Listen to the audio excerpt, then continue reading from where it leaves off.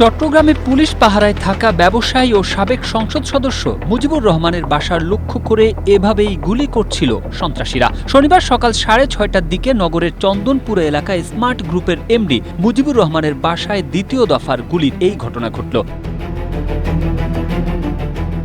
এর আগে গেল 2 জানুয়ারি ওই বাসায় গুলি করেছিল সন্ত্রাসীরা। এরপর থেকে বাসাটি পুলিশের পাহারায় ছিল।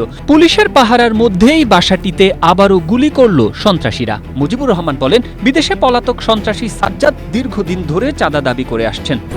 স্ট্রবেরি সুপার ডটেড ও ক্লাসিক ভ্যারিয়েন্ট সেন্সেশন জাগুক শিহরণ। চাঁদা দিতে রাজি না হওয়ায় 20 দিন আগে হোয়াটসঅ্যাপে একটি বার্তা দেন সাজ্জাদ। এতে লেখা হয়, ওয়েট অ্যান্ড সি। কত টাকা চাঁদা চেয়েছিল সাজ্জাদ জানতে চাইলে তিনি বলেন, প্রথমে 10 কোটি টাকা, পরে 5 কোটি টাকা দাবি করেন সাজ্জাদ। সিসিটিভি ফুটেজে দেখা যায় মুখোশ পরা 3 জন ব্যক্তি আগ্নেয়াস্ত্র হাতে নিয়ে ওই বাসাটির কাছে আসেন এবং বাসাটিকে লক্ষ্য করে অস্ত্র উঁচিয়ে গুলি ছুটতে থাকেন। এরপর আরও একজন তাদের সঙ্গে যোগ দেন। সিসিটিভি বিশ্লেষণ করে পুলিশ জানায়, 4 সন্ত্রাসীর মধ্যে একজনের 2 হাতে 2টি পিস্তল ছিল। বাকি 3 জনের মধ্যে একজন সাবমেশিন গান SMG, একজন চাইনিজ রাইফেল এবং অন্যজন শটগান থেকে গুলি ছোড়েন।